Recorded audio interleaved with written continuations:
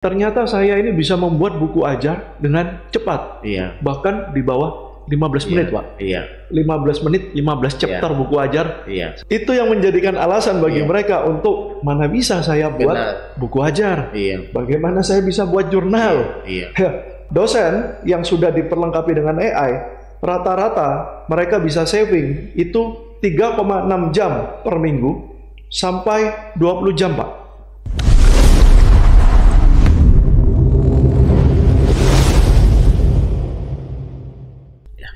Baik, terima kasih Pak Andi. Selamat datang di kantor LLIKT Wilayah 12. Terima kasih. Bapak Saudara 12 semua, berjumpa lagi dengan saya Hasbullah Asel.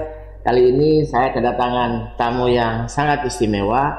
Beliau dari Jakarta, langsung ke kantor kami untuk kita akan cerita hari ini banyak hal terkait dengan apa sih pentingnya kecerdasan buatan ini untuk meningkatkan kualitas dosen dan mahasiswa, sehingga itu nanti bisa berdampak kepada peningkatan pendidikan tinggi. Nah, Pak Saudara semua, Pak Andi ini adalah orang yang punya pengalaman yang cukup banyak. Beliau ternyata sudah lalang buana di ibu kota dan di berbagai daerah. Beliau banyak dipercayakan oleh institusi negara, beberapa kementerian dan sebagainya untuk menjadi tenaga pengajar di berbagai tempat. Nah, ilmu ini yang kami harapkan hari ini beliau bisa berbagi dengan kami sehingga ada manfaatnya bagi LLIKT 12. Baik, terima kasih. Selamat datang Pak Andi di kantor kami. Terima kasih. Ya, kita mulai dari pertama, Pak Andi. Silahkan sedikit perkenalan, langsung saja Pak Andi yang siap. Kami berikan. Terima kasih. Silakan, Ya, terima kasih sudah diundang di LLIKT 12 ini ya. Wah, wilayahnya mantap sekali ini. Perkenalkan, saya Andi, tapi biasanya saya dipanggil Toro di berbagai university. Saya sebenarnya dulu juga dosen, ya, tapi cuma 3 tahun. Setelah itu ayah saya meninggal, jadi saya juga harus melanjutkan beberapa usaha dan saya juga memulai bisnis saya sendiri, gitu ya. Kemudian tapi 2,5 tahun yang lalu saya mendirikan satu social entrepreneurship. Kita bukan yayasan, tapi kita juga bukan for profit. Artinya sebagian besar dari pendapatan kita kembalikan lagi untuk sosial, untuk membantu terutama university yang ada di barat dan timur Indonesia. Hingga saat ini kita sudah bekerja sama dengan 300 lebih university. Ya, namanya adalah Maxi Academy, dan kita juga sudah bekerja sama dengan 100 lebih perusahaan dan konglomerasi grup yang ada di Indonesia. Kita berusaha untuk menjadi penengah di pentahelix. Jadi penengah antara NGO, perguruan tinggi atau researcher, kemudian juga media, kemudian juga government dan dunia usaha, dunia industri. Ya, sekilas mungkin itu Pak pengenalan saya. Baik, terima kasih Pak Andi. Ya, Pak Andi, kita tahu ya bahwa ternyata kecerdasan buatan AI ini ternyata jauh sangat penting. Bahkan saking pentingnya ini sudah menjadi kebutuhan masa kini. Nah, Pak Andi mungkin bisa cerita apa pentingnya AI ini untuk peningkatan kualitas pendidikan tinggi kita, terutama di wilayah Maluku dan Maluku Utara dengan kondisi kepulauan, kemudian masih banyak wilayah yang kita anggap marginal dan sebagainya. Mungkin bisa apa pentingnya? Silakan Pak. Jadi memang di luaran sana kan kita ini sering mendengar yang istilahnya adalah AI race. Bagaimana semuanya berburu cepat-cepatan untuk membuat AI. Ya. Tapi mungkin yang seringkali tidak kita sadari, AI race, ya, berburu AI ini sebenarnya ada 2 Pak. Jadi yang pertama itu adalah bagaimana kita membuat teknologinya, tetapi yang kedua adalah bagaimana kita memanfaatkan teknologinya. Nah, masalahnya pembuatan teknologi ini sudah mulai mature, sudah mulai matang, Pak. Bahkan beberapa perusahaan dari beberapa data yang kita kumpulkan hari ini, ternyata 70% dari perusahaan yang membuat AI itu gagal dan investasinya tidak kembali. Karena satu dan lain hal, ya ini ada banyak sekali, karena mereka tidak paham ada banyak sekali hidden cost. ketika mereka membuat AI ini. Nah, tapi ada satu lagi yang harusnya kita semua masuk. Karena hari ini sudah ada 35.000 lebih AI itu yang terdaftar gitu ya di situs thereisanaIforthat.com. Tapi sebenarnya masih ada lebih banyak lagi. Nah, yang kedua adalah bagaimana kita bisa berlomba-lomba untuk menggunakan AI. Nah, apalagi di negara kita yang kepulauan, ditambah alasan yang kedua adalah efisiensi. Kita harus lebih lagi menggunakan AI. Nah, dari data yang kita kumpulkan juga sebenarnya, karyawan yang menggunakan AI itu bisa saving their time setiap harinya itu rata-rata 43 menit per hari. Ini rata-rata gitu ya. Dan ini juga masih baru. Dengan perkembangan AI berikutnya mungkin savingnya ini akan jauh lebih banyak. Dan ini juga adalah untuk lintas bidang. Alasan yang kedua adalah dari data, ini datanya memang reportnya cukup banyak dan hasilnya beda-beda. Tapi dari hasil ini menyatakan bahwa 70% sampai 98% task kita akan berubah by 2030. Jadi di 2030 70% pekerjaan atau kegiatan yang kita lakukan sekarang itu sudah tidak ada, sudah tergantikan dengan AI. Nah, kalau kita tidak masuk hari ini, nah bagaimana? Tapi kita juga melihat begitu kan, misalnya nih tokoh AI yang besar Jensen Huang, CEO dari Nvidia, dia juga berkata bahwa AI tidak akan menggantikan kita, tidak ada super AI itu, tapi nanti yang ada adalah human powered by AI. Bagaimana kita diperlengkapi dengan AI menjadi superhuman. Jadi kira-kiranya kepentingannya adalah seperti itu.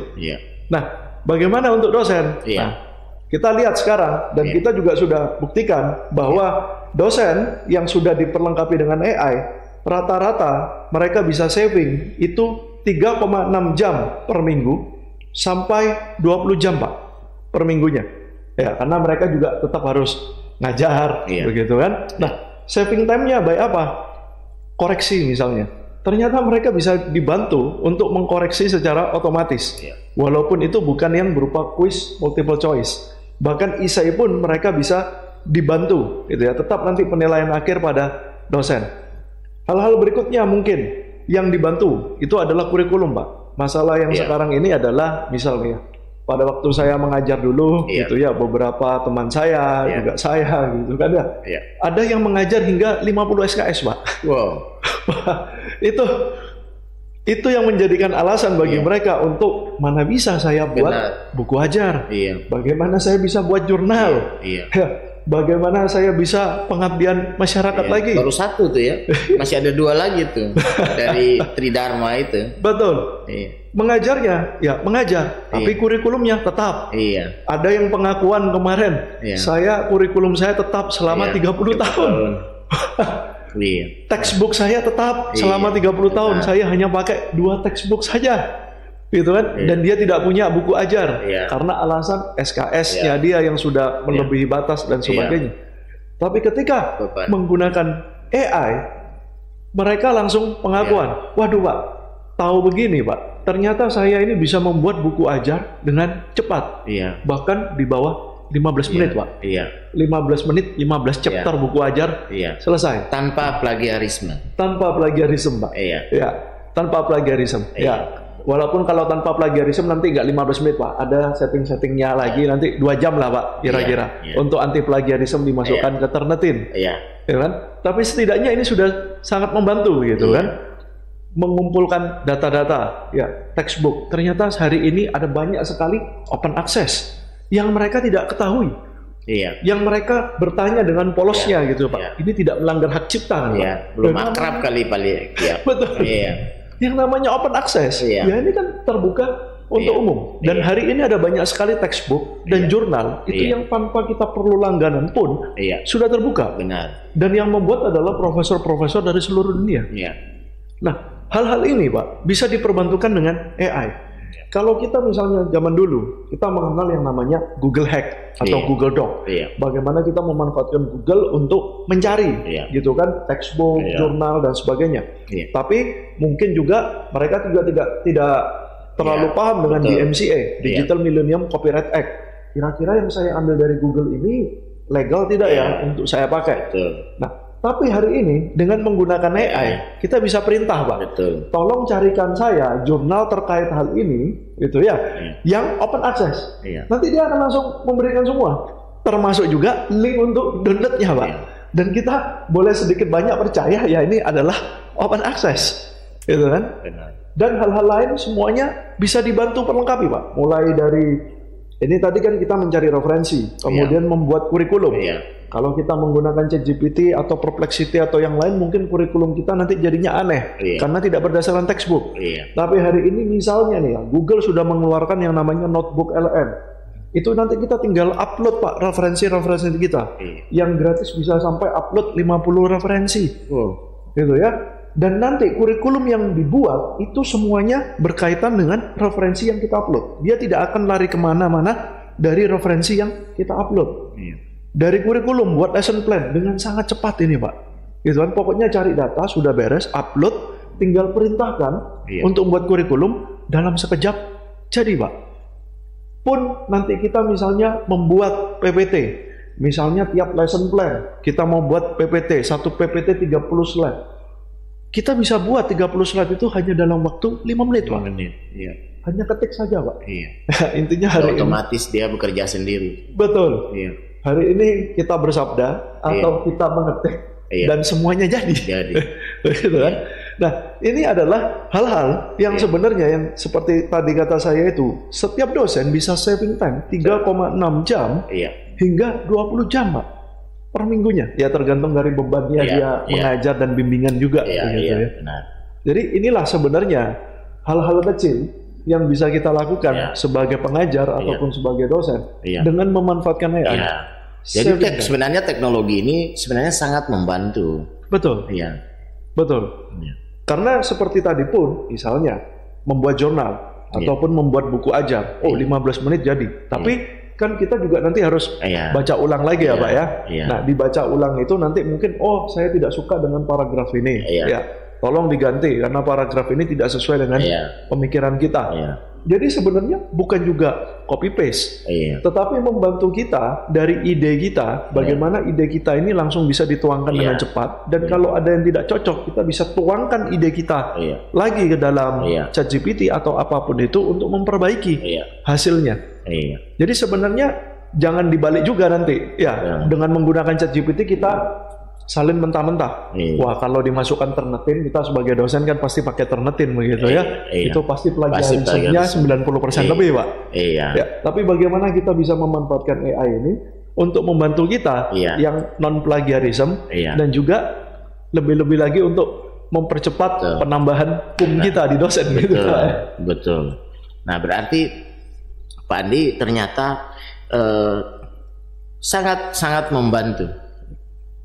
membantu dari sisi waktu, membantu dari sisi banyak hal sebenarnya, biaya dan seterusnya. Jadi tinggal bagaimana nih pribadi masing-masing atau dosen atau mahasiswa secara lebih bijak atau secara lebih cerdas untuk mengelola AI ini. Tentu orang kan butuh pengetahuan tambahan. Bagaimana nih Pak untuk menambah pengetahuan untuk mengelola AI tanpa harus melanggar kode etik, melanggar hak cipta, melanggar aturan lah, katakan seperti itu. Jadi memang kalau masalah hak cipta ini memang kalau kita di dosen ini terkaitnya di Turnitin ya, Pak ya. Jadi sebenarnya paling gampang adalah hasil dari yang sudah di-generate oleh Gen AI, apapun itu, ChatGPT, Gemini, dan lain-lain. Kalau punya akses ke Turnitin, langsung masukkan saja ke Turnitin, Pak. Nah, dari sana kita cek plagiarismenya berapa persen. Nah, nanti mungkin kita bisa melakukan parafrase, Pak. Parafrasenya itu baik kita pribadi ataupun menggunakan AI yang lain. Nah, jadi itu yang paling gampang, atau reviewer. Betul. Nah, tapi bagaimana caranya agar kita juga tidak hanya terbatas pada ChatGPT untuk membuat buku ajar dan sebagainya. Nah, saya sarankan sebenarnya ada satu situs yang bagus yang mungkin harus diketahui semua, yaitu thereisanaIforthat.com, Pak. Jadi di situs ini setiap bulannya penambahan AI itu bisa mencapai ribuan, Pak. Nah, dan di situs ini nanti kita bisa melakukan filter terhadap AI apa saja yang sifatnya free, Pak. Bahkan tanpa kita mengeluarkan license, Pak. Jadi ada yang free trial ataupun freemium, nanti kita bisa filter semuanya, Pak. Nah, dari sini kita harus sering-sering masuk ke sini. Untuk apa? Untuk kita tahu tools-tools terbaru, Pak. Karena tools-tools yang terbaru biasanya nanti juga mungkin akan ada nanti untuk plagiarism check yang free, plagiarism check yang sekarang ini kan masih cukup berbayar begitu ya. Kalau yang gratis kita cek, lah ini saya ngetik original dari saya, tapi kenapa plagiarismnya juga 90%? Ini kan agak aneh nih yang free begini ya, Pak. Nah, tapi kan tools ini semakin lama akan semakin baik ya, Pak ya. Nah, kita bisa cek sendiri nih. Kalau kita tidak mau ikut pelatihan terus nih misalnya gitu ya. Tapi kan LDikti 12 nanti kan juga banyak pelatihan yang gratis ini ya. Ya, kita bisa cek sendiri di thereisanaIforthat.com sana. Beberapa nanti mereka juga akan memberitahukan sebenarnya sumber dari referensi mereka ambil, Pak. Jadi kalau untuk generate gambar misalnya nanti ada license-nya apa, nah itu kita bisa percaya ke mereka. Tapi kalau misalnya ini ya, untuk ilmiah, kita kan harus tahu referensinya ini dia ngambil dari mana. Kalau ChatGPT mungkin tidak ketahuan. Nah, kita cari yang lain, misalnya pakai Perplexity ataupun yang lain. Nah, itu nanti bisa tahu referensinya. Nah, tools ini kan banyak ya, Pak ya. Kan nggak mungkin kita juga ngikutin semuanya ya. Nah, nomor satu memang harus sering-sering ikut pelatihannya LDikti 12. Tapi yang kedua bisa dicek sendiri memang nanti di thereisanaIforthat.com ini, Pak. Nah, kira-kiranya seperti itu, Pak. Baik, Pak Andi. Memang ini butuh kemauan. Butuh kemauan. Karena teknologi hari ini bukan lagi keinginan, tapi sudah menjadi kebutuhan, bahkan ketergantungan. Ketergantungan.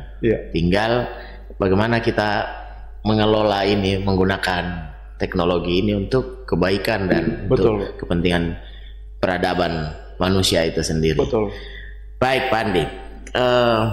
Tadi sudah banyak diceritakan tentang pentingnya AI, kemudahan-kemudahan yang didapat, keuntungan-keuntungan yang diperoleh. Nah, kalau begitu Pak Andi, LLI perlu melakukan apa nih, Pak Andi?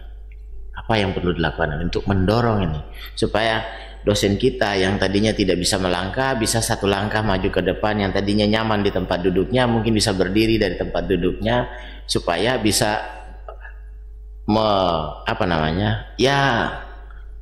harus maju, Pak. Tidak ada pilihan yang lain, dan pendidikan kita hari ini itu membutuhkan itu.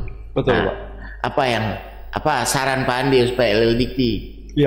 Jadi mungkin seperti ini ya. Kalau kita ini hanya diberitahu, mungkin kita masih skeptis gitu ya terhadap masa bisa sih AI seperti itu. Kan saya sudah coba kok di ChatGPT sendiri dan sebagainya, nggak secanggih itu juga begitu kan. Nah, hari ini saya mungkin mau memberitahukan bahwa sebenarnya hari ini kita tuh bisa membuat AI, bukan menggunakan AI, bahkan dengan kemampuan tanpa coding. Cara paling gampang adalah kita agak susah memang kalau hanya online dan offline. Mungkin ada satu waktu dikumpulkan saja, ya misalnya nanti kan LDikti 12 sering sekali melakukan kegiatan. Nah, di sana ditunjukkan saja ke dosen-dosen. Karena kita juga sudah sering melakukan hal yang serupa, bahkan untuk yang usianya 40 tahun ke atas. Baik itu dosen, baik itu kewirausahaan, pengusaha begitu yang sudah 40 tahun ke atas, pengusaha mikro, pengusaha kecil. Nah, kita sudah sering melakukan itu. Jadi menurut kami yang cara paling baik adalah dikumpulkan untuk mereka bisa paham bagaimana menggunakan bahkan membuat AI. Saya mungkin cerita sedikit pengalaman saya mungkin di Padang Panjang begitu ya. Di Padang Panjang itu adalah Institut Seni. Sambil minum, Pak. Silakan. Siap, Pak. Siap. Sambil minum. Jadi memang ini salah satu cerita saja di Institut Seni Indonesia gitu ya. Semua mahasiswanya adalah non IT tentunya. Jadi dari antropologi budaya, dari Tari Minang, ya dari S1 Jingle dan sebagainya begitu ya. Bapak tahu Jingle kan ya? Yang lagu pendek 15 detik begitu ya. Nanti saya sebut nama brand ini soalnya kalau sebut contohnya begitu ya. Nah, tapi dengan mengikuti workshop kita nih ya, 2 hari saja Pak. Ya, kita tantang mereka untuk membuat game, bukan jadi pro gamer ya, tetapi programmer game, bukan pro gamer. Nah, dalam waktu 2 hari saja, dari 30 peserta, 15 dari 30 peserta itu bisa buat game, Pak. Buat game. Dan itu bantuan AI. Betul, 8 sesi AI. Kan? Jadi, walaupun mereka tanpa pengetahuan coding, mereka bisa membuat game. Karena hari ini, bayangannya itu adalah Bapak bisa membuat presentasi, bisa membuat poster hari ini dengan Canva. Sorry saya sebut merek ini gitu ya. Jadi gambarannya juga seperti itu. Dengan kita menggabungkan beberapa tools, kita bisa membuat game sendiri. Walaupun kita tidak punya pengetahuan tentang coding, tentang 3D, kita nggak punya pengetahuan itu, kita bisa buat. Makanya saya selalu juga hari ini omong ke teman-teman mahasiswa bahwa hari ini Anda bisa menjadi solopreneur. Sebutan Anda bukan lagi studentpreneur, tetapi solopreneur. Bahkan 1 orang pun Anda bisa jadi apapun dengan menggunakan AI. Banyak sekali mahasiswa kami, mahasiswi kami gitu ya, yang dia dari desa mungkin, yang pedalaman gitu ya, tapi hari ini mereka sudah bisa kerja di luar negeri. Ada yang kerjanya di Marvel Studio atau studio anak perusahaannya Marvel, saya tidak tahu begitu ya. Gajinya sudah $. Hari ini. Dan dia bekerjanya di desa, bukan di ibu kota provinsi, Pak. Bukan juga di kota-kota kabupaten, tapi masih masuk pelosok desa, Pak. Ya kan? Kalau tadi kita di ISI, Institut Seni Indonesia gitu ya, di Padang Panjang, itu masih 2 jam dari kota Padang, mereka bisa melakukan ini. Teman-teman kita di Aceh, teman-teman kita di tempat lain, soon kita juga mau produksi ini juga di Ambon, di Ternate, begitu ya, kerjasama kita. Harusnya di semua tempat pun bisa. Ya kan? Mahasiswa bisa, apalagi Bapak Ibu dosennya. Tinggal nanti bagaimana, datang dulu saja begitu kan ya. Nah, ketika datang, itu nanti kalau bisa handphone dilepas Pak, gitu kan. Nah, mereka ikutin saja. Itu kan ya. Nanti akan ada banyak testimoni muncul dari sana, Pak. Itu alami dulu, lakukan dulu. Tidak sesusah itu. Luangkan waktunya, ini yang penting ya. Betul. Tapi kalau online mungkin agak banyak distraction ya, Pak ya. Dikit-dikit nanti dipanggil, kemudian kita bisa double meeting. Anak panggil kita di rumah. Nggak bisa konsen, nggak bisa fokus. Fokus dulu saja selama 2-3 dan itu hanya dalam hitungan jam. Betul. Dalam hitungan jam. Jadi mungkin next kalau nanti ada kegiatan di LTV 12 kan nanti bisa diundang Bapak Ibu dosennya. Dan alami sendiri. Alami dulu. Saya juga mau, Pak. Wah, ini menarik nih.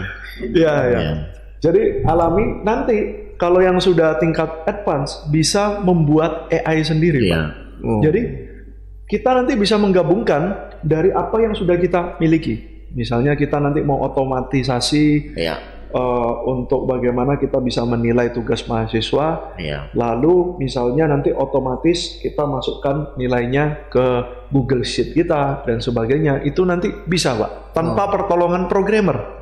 Kita sendiri bisa melakukan semua otomatisasi ini, Pak. Nah, itulah sekarang kemampuan dari AI atau mungkin sekarang ada istilahnya agentic AI, Pak. Kita bisa membuat agent AI kita sendiri. Jadi kita bisa membuat persona AI kita sendiri untuk membantu kita secara pribadi. Mungkin antara satu dosen dengan dosen lain tugasnya beda-beda. Nah, tapi kita bisa buat custom sendiri.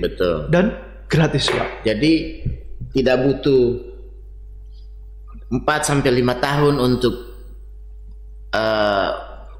belajar ini. Tidak perlu. Karena dengan 0 kemampuan di coding, Anda bisa melakukan coding KA, coding dan kecerdasan artifisial hari ini, Pak. Karena hari ini ada istilahnya no code dan low code, Pak.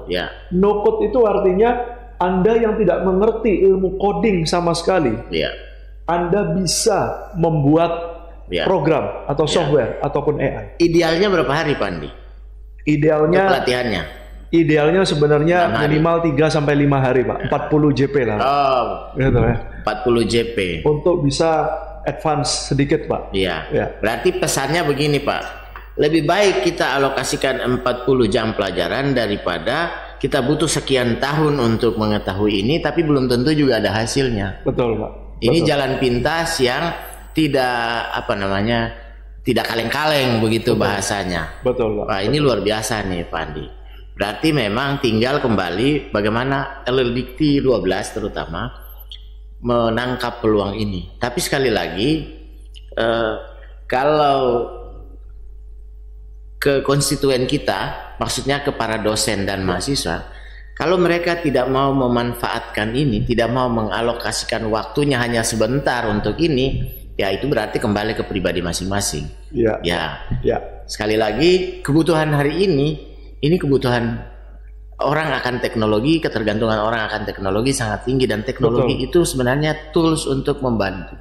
Betul. Ya, sehingga harapan kami sebenarnya, Bapak Ibu para dosen, kalau ini memang penting dan sangat penting, tolong jangan terlalu banyak ngeyel, tolong jangan terlalu banyak alasan, sehingga mohon dulu, mau belajar dulu. Betul. Mau masuk dulu. Betul. Iya, toh. Belum juga masuk ke pintu gerbang, kita sudah takut jangan-jangan ada apa di dalamnya. Iya, nah, harus mau masuk dulu ke dalam. Betul. Ya, baru bisa. Nanti kalau sudah sampai di dalam, setelah tahu, pasti akan ada kenyamanan. Kira-kira begitu ya, Pak Andi? Betul. Karena ini kan juga untuk membantu meringankan pekerjaan masing-masing, Pak. Iya, betul. Jadi kalau ini pekerjaan kita bisa terbantu, bisa lebih cepat selesai, kita kan bisa lebih punya banyak waktu gitu ya untuk keluarga kita, untuk sosialisasi kita dengan teman-teman dan lain-lain, Pak. Kita tidak stres begitu ya, hanya menyalahkan ya ini kenapa beban kerja saya tambah lama tambah berat. Betul. Ada efisiensi berarti juga tidak ada dosen baru. Betul. Nah, mudah-mudahan Pak Andi, pertemuan saya dan Pak Andi hari ini mampu untuk membuka wawasan. Siap. Bagi yang menonton, terutama kepada dosen-dosen kami di LLDikti Wilayah 12 ini, supaya bahwa ternyata memang ini penting. Siap. Tinggal mau mengalokasikan, kan memang ya inilah manusia. Kadang kita kalau belum tahu, kalau belum mau belajar, kadang kita sudah mungkin, apalagi kita orang Ambon, maaf ya, orang Ambon itu tidak gampang untuk merubah keyakinannya. Kecuali dia sudah melihat, oh iya ada bukti, oh iya ini sudah terbukti, baru kemudian mereka baru mau berubah. Selama belum terlihat secara kasat mata, belum bisa dibuktikan oleh banyak orang, ada keengganan seperti itu. Ada apa ya? Kalau saya sih sering mengistilahkannya bahwa mereka terlalu nyaman dalam comfort zone-nya. Jadi memang harus out of box, tidak ada pilihan yang lain. Seperti itu. Betul. Iya. Atau mungkin bisa nanti LLDikti 12 adakan dulu 30, 40, 50 orang. Nanti kan dari sini testimoninya teman-teman mereka sendiri akan menularkan kepada yang lain. Betul. Jadi kan tidak beralasan, oh ini kan Jawa, ini kan Sumatera lebih oke dari kita. Iya, itu dia. Tapi kalau ada teman-temannya sendiri mungkin lebih oke lah. Jadi menurut saya tidak ada lagi alasan ini daerah tertinggal, ini 3T dan apa. Saya kira itu bukan alasan, karena internet ini kan dia tidak dibatasi oleh wilayah dan waktu seperti itu. Dia menembus ruang-ruang ini. Jadi tinggal ya ayo mari. Belajar aja dulu. Itu aja sebenarnya. Sehingga itulah kata kuncinya, bahwa memang kalau tidak mau berubah, jangan salahkan orang lain dong. Betul sekali, Pak. Dan memang dari penelitian kita juga dan dari penelitian berbagai jurnal, Pak, sebenarnya yang paling diberkati, Pak, dengan adanya AI ini, itu adalah pekerjaan-pekerjaan atau di daerah-daerah yang tertinggal, Pak. Jadi semakin rendah pekerjaan kita, gitu ya, itu kita dengan adanya AI, lompatannya itu bisa menjadi sangat tinggi. Benar. Tapi kalau kita memang sudah tinggi ya, sudah experience, sudah kompleksitasnya juga tinggi, itu juga semakin sedikit Pak, kita diperbantukan dengan AI. Justru ketika pekerjaan kita ini mudah, kita ini level rendah, gitu ya, kita ini ada di mungkin tidak terlalu oke resources kita dibandingkan yang lain, justru dengan adanya AI dari penelitian itu lompatannya akan jauh lebih tinggi Pak daripada daerah yang sudah oke Pak. Benar. Jadi itu adalah sebenarnya alasan lain kenapa kok daerah-daerah yang seperti ini, atau kalau kita mengkategorikan diri kita rendah gitu harus masuk ke AI sehingga kita bisa mengejar ketinggalan kita dengan jauh lebih cepat. Benar. Baik. Ini luar biasa ini Pak Andi. Jadi nanti kalau semua ilmunya dikeluarkan di sini, nanti mereka udah nggak mau lagi nanti ikut pelatihannya. Jadi Pak Andi simpan dulu ilmunya. Siap. Insya Allah nanti kita akan ada agenda di tanggal 10 dan 11 bulan Juni. Nah mudah-mudahan para dosen yang menyaksikan ini akan termotivasi. Luangkan waktu dulu lah. Percaya Pak Andi adalah orang yang pakar di bidangnya, bukan takabur. Tidak bermaksud untuk takabur dan ria, tapi memang kami sengaja mengajak Pak Andi datang ini dan mari kita rubah cara pandang kita, mari kita rubah pola pikir kita, mari kita keluar dari comfort zone kita ini hari ini. Karena di luaran sana orang sudah banyak sekali berubah. Tidak ada alasan untuk kita tidak boleh berubah. Jangan selalu menggunakan alasan tertinggal, termiskin, termarginal 3T ini untuk tidak mau berkembang dan tidak mau mengembangkan diri. Saya kira teknologi hari ini sebenarnya ini menjadi alat untuk bisa memacu peningkatan kualitas pendidikan tinggi kita di wilayah 12. Tapi lagi-lagi kalau kita sendiri, terutama para dosennya, para pimpinan perguruan tingginya tidak mau berubah. LLDIKTI sudah banyak melakukan nih, sudah banyak mendorong. Nah, tinggal kembali ke dosen masing-masing, terutama kepada penyelenggara dalam hal ini pimpinan perguruan tinggi, pimpinan yayasan. Ayo, saya mau tolong nih. Kalau mau ada perubahan, kalau mau ada kemajuan, kalau mau adanya peningkatan kualitas pendidikan kita, adanya kemajuan untuk generasi masa depan kita, mari kita berubah. Mungkin itu kata kuncinya sebenarnya. Jadi barangkali kita sudah bisa mengakhiri pertemuan kita Pak Andi. Simpan dulu ilmunya, nanti di ruang kelas supaya mereka lebih fokus. Mereka bisa yang 40 jam pelajaran ini bisa mungkin dalam sehari ini skill-skillnya ini kan ada sebenarnya, tapi beliau bilang nanti di tempatnya. Begitu ya Pak Andi ya? Baik, dengan demikian kami mengucapkan terima kasih atas kedatangannya di podcast LLDIKTI Wilayah 12. Terima kasih Pak Andi. Terima kasih. Bapak dan Ibu sekalian, demikianlah pertemuan singkat kami. Tidak terasa berbicara atau bercerita dengan Pak Andi ini kita serasa dihipnotis. Jadi tidak ada kejenuhannya, bahkan mau untuk terus bercerita. Tapi karena kita dibatasi oleh waktu, jadi ilmunya Pak Andi akan tetap kami manfaatkan. Mudah-mudahan Pak Andi juga mau Pak Andi bersedia untuk meluangkan waktu dan membagi ilmunya. Tinggal kembali kepada kita sekalian, terutama Bapak Ibu para dosen. Nah, langkah awal yang akan kami dorong adalah kami memulai dengan dosen PNS di LLDIKTI Wilayah 12. Benar. Jadi harapan kami akan bantuan teknologi ini mudah-mudahan ini menjadi langkah awal untuk semakin majunya pendidikan tinggi di wilayah 12. Demikian yang pertemuan ini kami sudah bisa mengakhiri. Kami mengucapkan terima kasih atas kerjasama dan dukungannya dari kita semua, terutama kepada Bapak Ibu. Jangan lupa like, subscribe, dan komen dan share. Terima kasih. Sampai ketemu. Salam LLDT.